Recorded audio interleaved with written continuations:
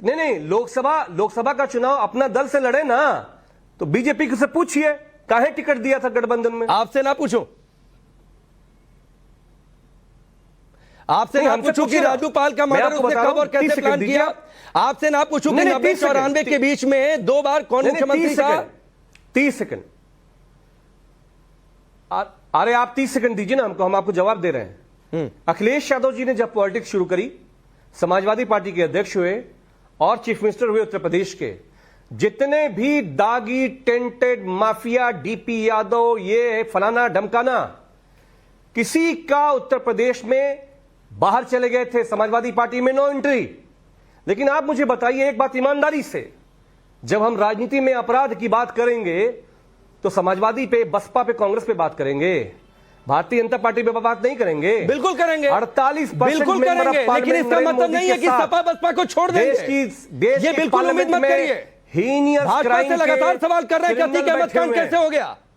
Serious charges के criminal बैठे हुए हैं। ठीक है, अब जवाब ले लेता हूं। मेरा कहना है कि अतीक अहमद का चैप्टर क्लोज हो गया है।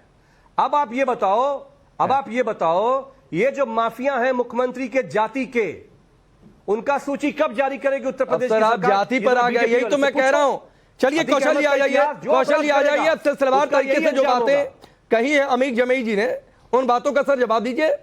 आपकी पार्टी ने भी डायरेक्टली इनडायरेक्टली सपोर्ट कर दिया अतीक अहमद को, उनके लिए साहब है, आपके लिए क्या है? राकेश जी, कोई भी माफिया माफिया है। ये कोई MY पॉलिटिक्स वाले हम नहीं हैं जो M का मतलब माफिया और M का मतलब धर्म और Y का मतलब जाति बना के चलते हैं।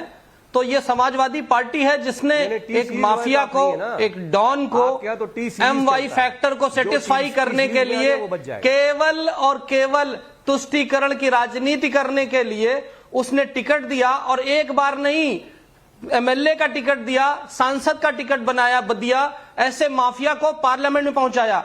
और मेरे दोस्त पूछ रहे हैं कि क्या हुआ। मैं पूछना चाहूंगा कि जब सिटिंग MLA को प्रयागराज की सड़कों पे दौड़ा दौड़ा के मारा जाता है, जब कृष्णानंद राय के ऊपर 700 राउंड गोलियां चलती हैं, जब मदरसे से नकाब उठा करके देखने के बाद लड़कियों का रेप करके मदरसे के सामने फेंक दिया जाता था, और उसी अतीक अहमद को जब स्टेज होता था पॉलिटिक्स का जिसमें अतीक अहमद इनवाइटेड नहीं होता था, और आपके माननीय चीफ मिनिस्टर स्टेज पे बुलाते थे और पीछे नहीं बिठाते थे, अपने बगल में बिठाते थे, तो पुलिस वाले क्या करेंगे? और जजेस का हाल देखिए, पुलिस की बात कर रहे हैं, पुलिस वाले उनके साथ बैडमिंटन खेलते थे। यही अतीक अहमद था ना, आपकी सरकार थी ना, आप ही की सरकार थी ना, जो बुलडोजर करने के बाद अतीक अहमद का घर गिराया गया, तो उसमें टॉर्चर रूम मिलता है। ये आपकी सरकार थी ना। सूरज कली के पति के ऊपर गोलियां चलती हैं, ये आपकी सरकार थी ना। गवाह को चाबुक से मार मार कर उसकी खाल निकाल दी जाती है, उसकी बात करेंगे ना।